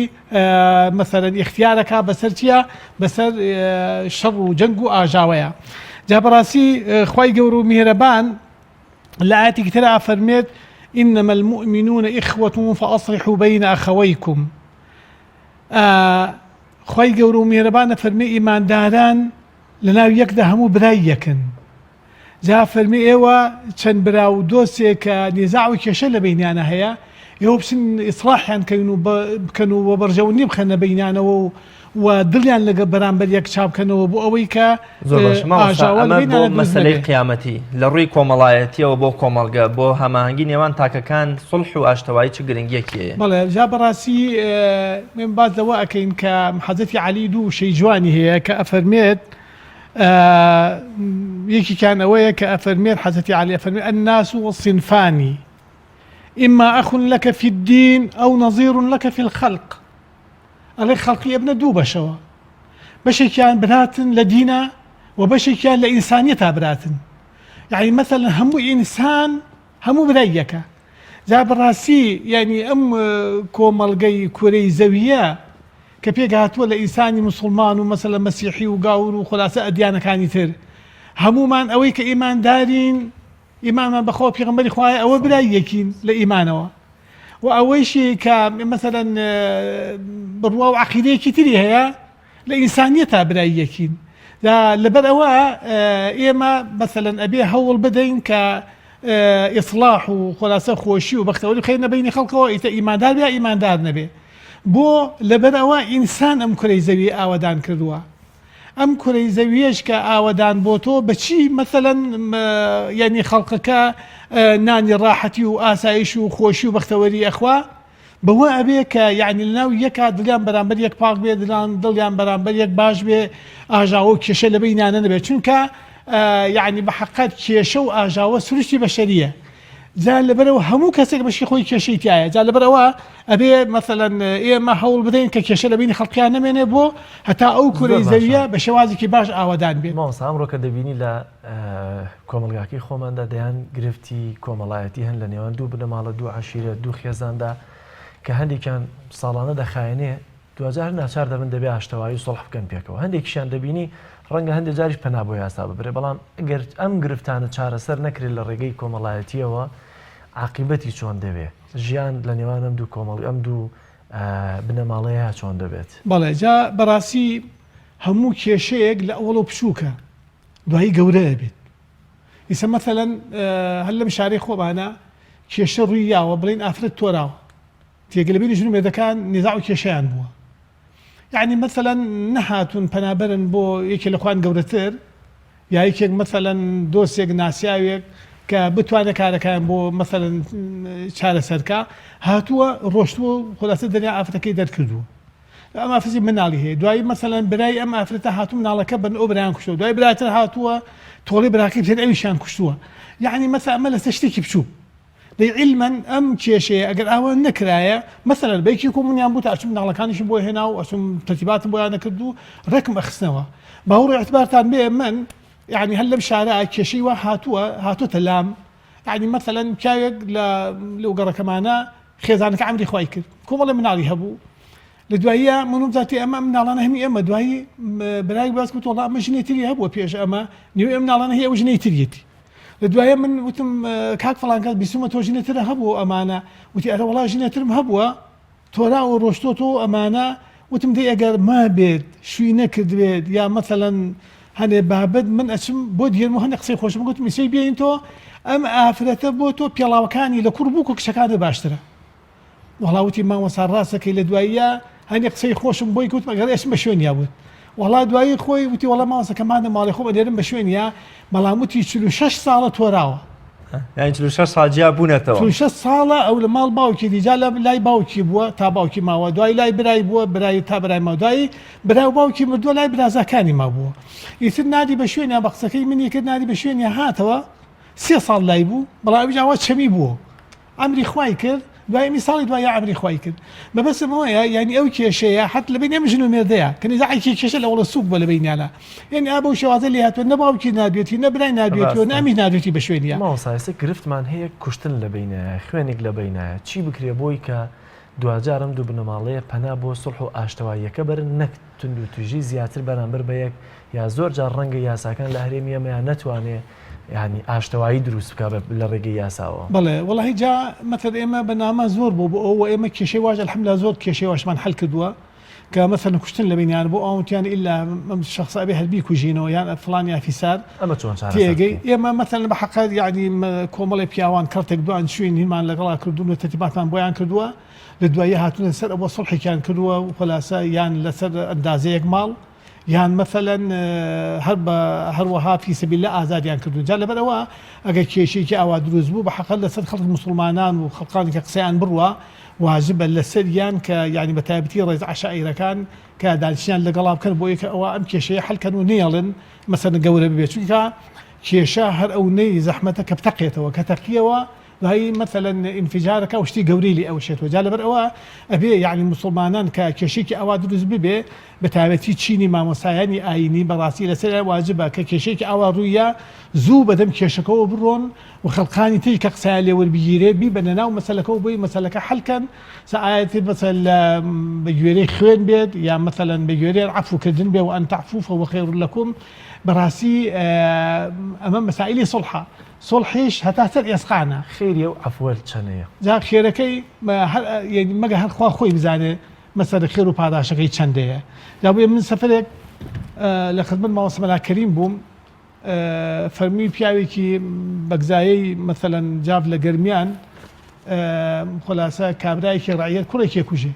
دوای ئەویش ڕائکا لە ترسا کەس داڵدەی نایە ئەڵێ بەخوا مەثلەن ئاغایە منیش بە تۆ کوژێ ئیتر دوایی ئەچێتە لای شێخ عومەری بیارە و کاتە لە بیارە بوو ئەچێتە لای ئەو بینێ لای ئەوە بێوانە دوای ڕۆژێ شێخ عومەری بیارە مەلایەک لە بیارە ئەبێ ناوی مەلا محەممەد لەگەڵ شەعلادین کوڕی عینێرە بۆ ئەو ماڵی ئەو بەگزایە کە لە گەرمیانە دوایی پێی ئەڵێ تۆ بڕۆن بۆ ئەحبابە چۆن لەبێ و نابێ و تۆ بڕۆ تازەوە قسەی شێخشە نابێ بیشکێنن ڕۆشتن بۆ ماڵی ئاغا کە چون بۆ ماڵی ئاغا ئاغاکە یعنی مەثلەن وەکو بڵێن دەوارێکی ڕازان بووەوە جەماعەت وایان زیاتر ئەم داوارە بۆ ئەوان ڕازاوەتەوە لە دواییە هەڵسان چوون بۆ خێمەیەکی تر داوارێکی هەڵیاندا بوو چوونە دەوارەکەی تر فەرمی ئاغاکە فەرمی ئەمە داناوە بێنە ئێرە ئەوەنە لە دواییە کە چون دانیشتن شێخی عەلادین ویستیدان نەخوا تا قسەیەک لەم ئاغایە وەرەگرێ لە دواییە ئاغاکە وتبی یا شێخ بخۆ خوا کەریمە دەستیان پێ کرد و ئەمانە لە دوای ئەم ئاغایە قسەیەکی زۆر جوانی کرد وتی ئەم کوڕە قاتیلی کوڕەکەی من و کوڕەکەی منی کوشتووە ئەم کوڕە تا من نەیکەم بە کوڕی خۆم دڵی ئیسراحەت ناکە لەبەرەوە مامۆستا وە فڵانە کچم داناوە وەرە ئەو کچەی منی لێمارەکە تا ئەم کوڕە بێبێ بە کوڕمەی خەمە ژوێن کوڕە کوژراوەکەم و ئەو مەسەن دەوارەش کە ڕازاوەتەوە بۆ ئەمان ڕازاندنەوە کە بووکێتی و زاواتی خوانێتیا ئەنجام بن کوڕەکەی بە هیوای ئەوە نەبوو زۆر باش مامەسا هەمیشە خەڵکێکی ناپابند بە ئاینەوە لەوە چێ وەکو کوور دەڵێ باوکیشی نوێژێکی لە مزگەوتانە کرد بێ لەوە چێ هەر پابند نەبێ بە ئاینەوە بەڵام کاتێک کە ژن مارەکە ئەگەڕێتەوە مامۆستای ئاینی مناڵی ئەمرەیە خۆی ئەمرێ ئەبێ مامۆستای ئاینی بێت تەڵقینی بکە کە شتێکی وا خوانەخواسە کوشتنێکی لێ ڕووەدا یان بەونە مناڵێکا بەژێرەوە هەر دەبێ دەزەکاتەوە بە پشتێنی مامۆستای ئاینیە لەگەڵ ئەوەشە هەمیشە دەسەڵاتی کۆمەڵگەی ئێمە هەوڵی پەراوێز خستن و بەرکەنارکردن و بێڕۆڵکردنی مامۆستای ئاینی و زانایانی ئاینیەدا ڕۆڵی مامۆستایانی ئاینی لە کپکردنەوە یان ڕۆڵە کۆمەڵایەتەکەی مامۆستایانی کە مامۆستایەک لە لادەیە کالەوە لادەیەکی دوورودەست هێندەی دەڕێکخراوی مافی مرۆڤ و ژنان و ئەمە ڕۆڵ و کاریگەری خۆی بۆ توانیوێتی ئاو بە ئاگری ناکۆکی و شەڕ و کوشتار دوژمنایەتیەکان بکە ڕۆڵی مامۆستایانی وەکەوەی جەنابەت کە نمونەی شێخ عومەری بیار و شەعلادین دگەڕایەوە چی بووە لە کەمکردنەوەی تاوانە کۆمەڵایەتیەکان و هەوێنی ئاشتەواییەکانە وڵا جارێ ئەوەڵان ئینسان بەڕاستی کە بە ئیمانێکی محکەم و بە ئیمانێکی قایم چیتە ناو هەر پرۆسەیەک و ئیلا حەلیەکەیت جا لەبەر ئەوە یعنی ئەوانیش بە حەقەت ئەو شەخصانەش پابندی ئیمان و ئیسلام بوون ئەلبەتە لە پێش مەسەلە محتەمەلە داوایەکیان لێ کرابێ کە مەسەلەن ئەمانە دێن بۆلاتان و فکرەیەکی ئەوایان هەیە ئەم نەوەشتانە جا لەبەر ئەوە یعنی مامۆسایانی ئاینی لەگەڵ میلەتان هەر لە کاتێکە کە لە دایکە بن تا مردن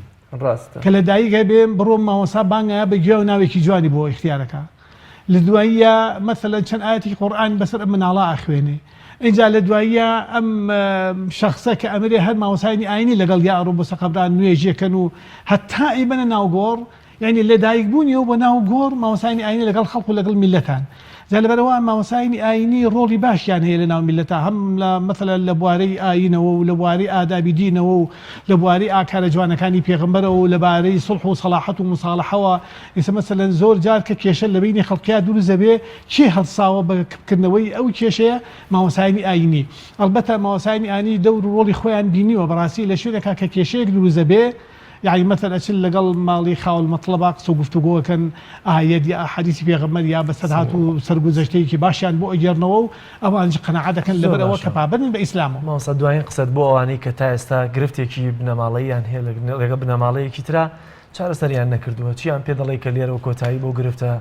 كومەڵایەتیانی نێوان بنەماڵەکان بێنرێت بەڵێ وڵای جا بەڕاستی ئیسلام چارەسەری هەموو شتێکی کردووە قورآن و سنەتی پێغەمبەر عەلەیهی سەڵات وەسەلام چارەسەری ئەم کێرە و گێرە و کێشانەی کردووە.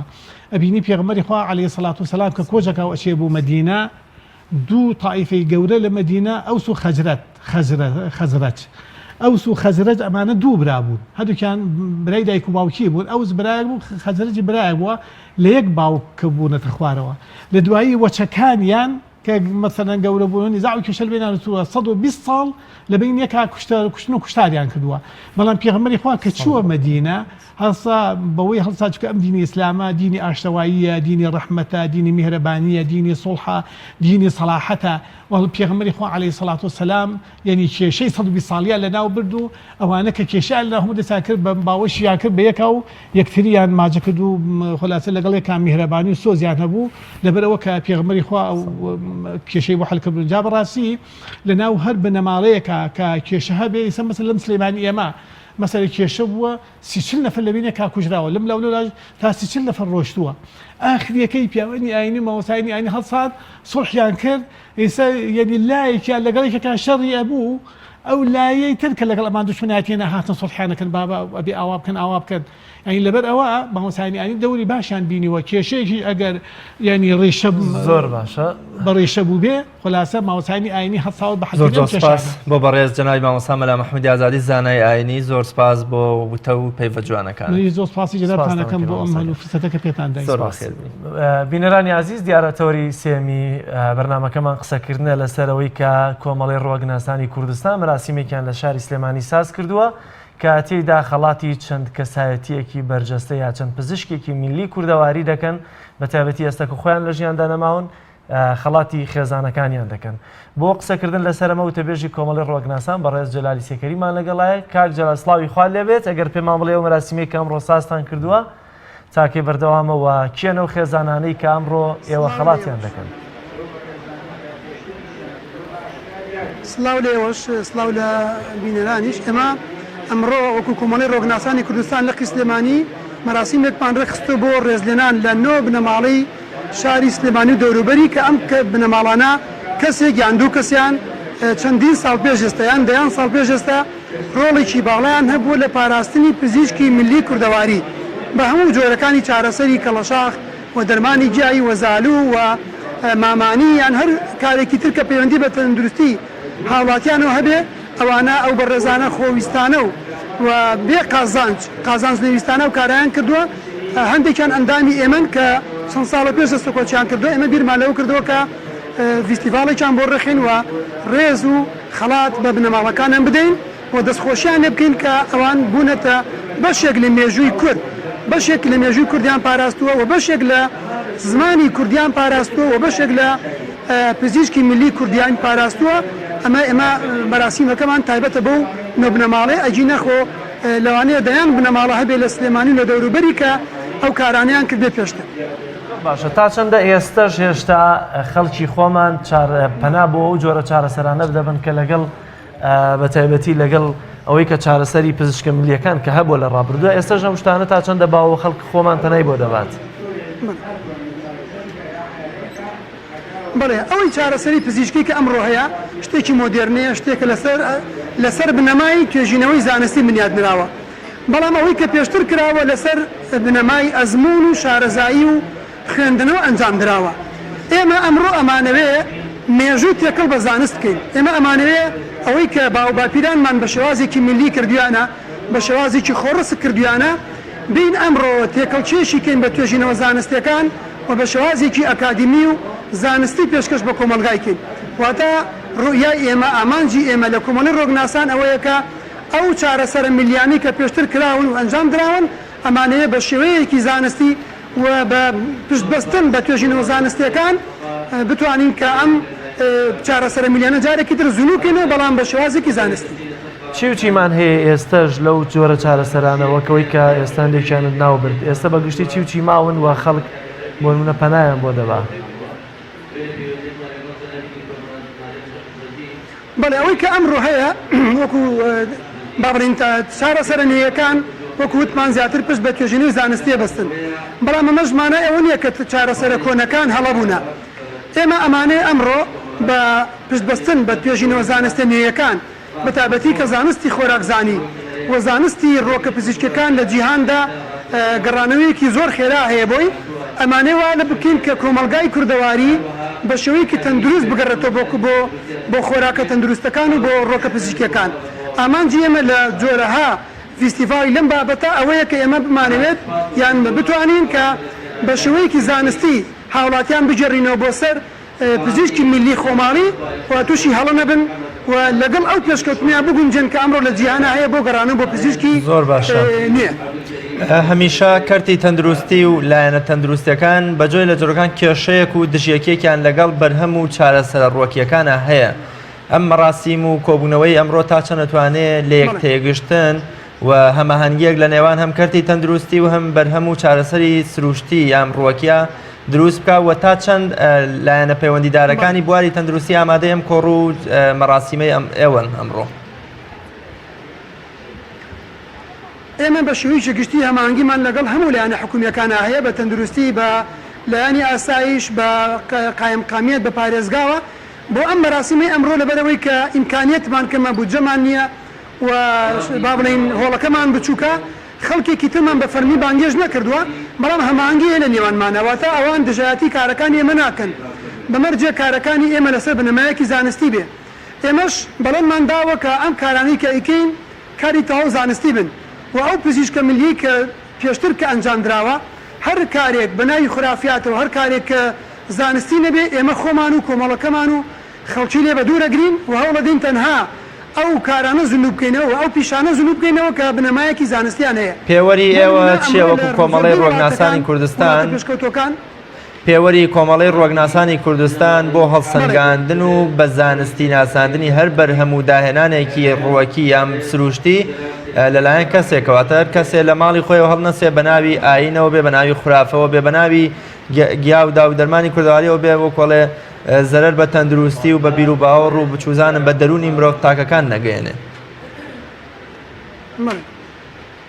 ئێمە نامانەوێت خەڵک لە ماڵی خۆیان چارەسەر وەربگرێ و دەستنیشانی نەخۆشەکەشی بکە. ئێمە لەگەڵەوەی هین کە هەر کەسێک نەخۆشکە و سەردانی پزیشک بکە بەڵام لە جۆری هەڵبژاردننی چارەسەرەکەیان نەخۆش ئازادەتی جۆرە چارەسەرەکە هەڵبژێرێت بە پێی یاسانە دەوڵەتەکان نەخۆش مافی خۆیەتی کەچی جۆرە چارەسەرەکە هەڵبژێرێ بۆیە دەکرێت ئەو کەسی کە پزیشکێکی بەڕێز دەستنیشانی نەخۆشەکەیەکە دەکرێت بچێت چارەسەرێکی ڕۆکی هەڵبژێرێ وەکو لە وڵاتان کە ئێستا بەرهەمە ڕۆکیەکان لە کارگە دەکرێن بە دەرمان و داواکارین لە کوردستانیش بەرهەمە ڕۆکیەکان بکرێن بە دەرمان لە داهاتوویەکی نزیکدا کارگە بکرێتەوە بۆم بەبەستا و حکوومەت پشتگیری ئەم کەرتە بکات لە ڕووی مادی و لە ڕووی زانستیش. زۆر باشە کاک جەلال ئەو چارەسەرانەی زیاتر کە ئێستا بڵێن میلین کوردەواری خۆمانن چی وچین بۆ نمونەکە لە تایتڵی ناونیشانی مەراسیمەکەشتان ئاباستان کردوانەی کە خەڵاتیان پێدەبەخشن لە مامانی بگرێ لە کەڵەشاخ بگرێت لە زالوو بگرێت لەمان ئێستا چی وچی زیاتر ماون کە باو بن. بەڵێ ئەو بنەماڵانی کە بانگێشتم ئەم مەراسیمە کراون بنەماڵی شێخانی بیارەیە شێخ عوسمانی سراجدین و شێخ عەلاءالدین ڕەحمەتی خۆیان لێبێ و لەگەڵ بنەماڵی سەید خدر و بنەماڵی میرزا سیدیقی چنگیانی و بنەماڵی حاجی عەلی هەنگ لەگەڵ چەند بنەماڵەیەکی تر ئێمە لەسەر ئەو ئەساسە بانگمان کردوون کە هەر پیشەیەکیان کردبێ کێشە نییە بۆ نمونە زۆربەیان چارەسەری نەخۆشیەکانیان کردووە بە ڕۆکی پزیشکی واتە بە جادەرمانی هەندێکیان وەختی خۆی زاویان بەکارهێناوە هەندێکیان کەڵەشاخیان کردووە دوو خانمیشیانتیایە کە خەدیجە خانم و باڵێن شالا خانمن کە ئەمانە وەختی خۆی مامانیان کردووە بە شێوەیەکی تەندروست بۆ هاوڵاتیان و خزمەتی خەڵکیان کردووە زۆر جار بەبێ بەرامبەر خزمەتی خەڵکیان کردووە بۆی ئێستا جێ ئەوەن کە ئێمە ڕێز و سوپاسیان پێشکەش بکەین. زۆر باشە ئەوەی کە ئێوە دەتانەوێت لە داهاتوودا هەتان بێ وەکو پرۆژە وەکو زیاتر بڵاوکردن و ئاشناکردنی بە خەڵکی چیتان هەیە بۆی کە خەڵک زیاتر پەنا بباتەوە بۆ ڕووەکە کوردەواریەکان بۆ چارەسەر کوردەواریەکان کە ڕەنگە کەمتر بن لەو زیانانەی کە هەیەی لە دەرمانە کیمیایەکانی تر. بەڵێ ئێمە وەکو کۆمەڵی ڕۆگناسانی کوردستان پرۆژەمان ئامادەیە بۆ لایانی حکومی بۆ لایانی تەندروستی بۆ خوێندنی باڵا بۆ وەزارەتی پیشەسازی وزە بۆ پەرلەمان بۆ هەموو لایەنە پەیوەندیدارەکان بۆ حکوومەت بۆ سەرۆکایەتی هەرێم و داواکارین ئەم پزیشکە میلیە وەکو کللتورێکی نەتەوەیی وەکو دەستکەوتێکی مێژووی بپارێزرێ و پێش بخرێت و ئێمە پرۆژەمان ئامادەیە کە وەبەرهێنان بکرێت لە بواری دەرمانی جیاییە بەڕاستی و کارگە دروست بکرێت لە بواری دەرمانی جیاییە و داواکارین کە وەزارەتی ڕۆشنبیریش وەکو لایەنێکی فەرهەنگی دەست بەم کەلتورەوە بگرێت و دەست بەم مێژووە بگرێت بەوەی کە سەدان و هەزاران وشە لە گۆڕ نەندرێن و تیانە چن کە ئەم وشانە ئێستا خەریکە بەرەو کاڵبوونەوە ئەڕۆن لە ناو هاوڵاتیانە. بەڵێ زۆر سپاس بۆ بەڕێز جەلال سەیدکەریم وتەبێژی کۆمەڵەی ڕووەگناسانی کوردستان کە میوانی تەوەری سێمی بەرنامەی پەیامی ڕۆژ بووی. سپاس. بینەرانی عزیز دیارە لە چەند ڕۆژی ڕابردوودا لە شارۆچکەی خورماڵ ئەنجومەنی هەورەمانی کۆمەڵی ئیسلامی خەڵاتی بەسەری یەکەمەکانی ئەوانەی کە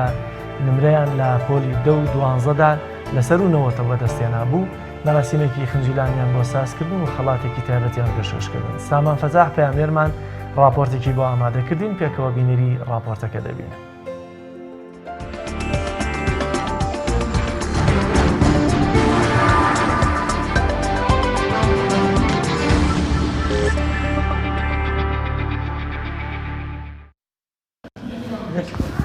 ئەنجومەنی هەورامانی کۆمەڵی ئیسلامی ویسامی ڕێزلێنان و خەڵاتی بەخشێ ژمارەیەک لە خوێندکارە سەرکەوتوەکانی سنووری پارێزگای هەڵەبجە و ناحی خورماڵ ئەو خوێندکارانەی لە پۆلەکانی نوێی بنەڕەتی و 12 ئامادەیی توانیویانە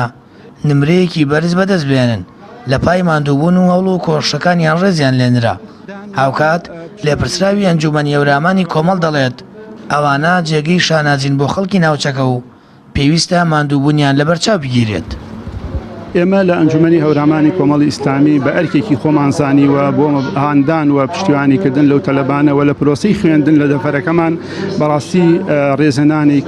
بۆ قوتابیە سەرکەوتوانەی خورماڵ بەبێ جیاوازی ئەوەی کە توانیوێتی لە سەروی نەوەدەوە بەدەست بێنێ لەم دەفەرەمان لە ئامادەیەکان و لە خۆناغی بنەڕەتیش بە هەمان شێوەنووی بنەڕەتی بەبێ ئەوەی ڕەچاوی هیچ شتێ بکەین تەنها دەرەجە واتە نمرە پێوەەر بووە تەنها نمرە پێوەەر بۆ قوتابیە بەڕێزانە بەڵێ ئێمە بەرکی خۆمانمان زانیوە و بۆ هاندان و پشتیوانیکردن لەو تەلەبانە بووە کە ئەم ڕێزانەمان پێشکەشکردوون. ئەمانە 29 خوێندکاری نوێی بنەڕەتی و 12 ئامادەین و کۆنمرەکانیان لەسەرون 90 تاک و 92 دڵخۆشن ڕێزیان لێنرا و سوپاسی ئەنجومەنی هەورامانی کۆمەڵیش دەکەن. لەو ئاهەنگەدا هەوڵ و ماندووبوونەکانیان بەرز نرخێنراوە و ئەگەرچی بە خەڵاتێکی ڕەمزیش بێت بەسەر کراونەتەوە. بەڵێ ناوم هاکار کەریم عەلی دانیشتوو خەڵکی گوندی کوڵکنیم پلەی پێنجەم لە ئاستی هەرێمی کوردستان پلەی یەکەم لە ئاستی پارێزگای هەڵەبجە بە کۆنمرەی 98.28 هەستێکی خۆشە لەلایەن هەر کەسێک بۆ هەوڵی کە دامانە ینی بەڵێ خۆشە ینی ئێمە مانوو بووین خۆشە ینی مانووبوونەکەمان قەدری بزانێت سوپاسیانەکەی بەڕاستی تەمەنای خۆی گەورە زۆر دەستخۆشی لەم بەڕێزانەکەم کەمە ڕاستیمان ئەنجامداوە ناوم سازان عەبدوڕەحمانە لە ئامادەی تریفێک چەند توانیم نمرەی 96.2 لەسەر ئاستی قوتابخانەکەم بەدەست بێنم بە نمرەی یەکەم و هەروەها دووەم پێنجەم لەسەر ئاستی پارێزگای هەڵەبجە. بەڵێ زۆر دەستخۆشیان لە یەکەم و هیوای بەردەوامی زیاتریان بۆ خوازم کە ئەمە شاندانێکە بۆ قوتابیەکان کە بتوانن ئەوانیش لە ساڵانی دواتردا بە هەمان شێوە هەوڵ و کۆشش بدەن بۆی ئەوانیش بە هەمان شێوە بتوانن نمرەی باش بەدەست بێنن. ناوم سەجایە قوتابی خوێندکاری 12 ئامادەیم لە مەکتەبی ئامادەی تریفێکچان دەرەجەکەش 93.7 بوو پلەی پێنجەم بەدەستێنا زۆر سپاسی سەرجەم مامۆستاکانم ئەەکەم دایک و باوکم هاوڕێکانم زۆر هاوکارم بوون زۆر سپاسیانەکەم زۆر دڵم خۆشە هیوادارم هەموو ساڵی بەم شێوەیە بیکەن وەک هەندێرێکە بۆ تەلەبەکان بەڕاستی دڵم خۆشە زۆر سپاس. لێپرسراوی ئەنجومەنی هەورامانی کۆمەڵی ئیسلامی ئاماژە بەوەش دەکات بەبێ ڕەچاوکردنی بیرروڕا و ئایدۆلۆژیای جیاواز هەموو خوێندکارە یەکەمەکانیان بانگێش کردووە و ویسامی ڕێز و ماندوو نەبوونیان پێشکەش کراوە. ئامانج لەو کارەش تەنها پاڵپشتیکردن و هەندانی خوێندکاران و قوتابیانە بۆ ئەوەی بتوانن لە قۆناغەکانی دیکەی خوێندن سەرکەوتنی زیاتر و گەورە بەدەست بهێنن. سامان فەتاح تایبەت بە بەرنامەی پەیامی ڕۆژ ناحی خورماڵ.